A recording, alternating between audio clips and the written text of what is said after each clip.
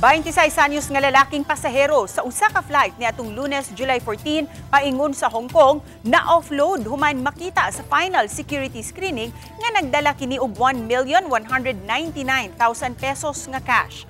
Matud ni J. Oyao, officer in charge sa passenger service sa Bureau of Customs, nga base sa BSP Circular 1146 Series of 2022, 50,000 pesos lang ang gitugutang salapi nga mabitbit sa pasahero pagawas o pasulod sa nasud.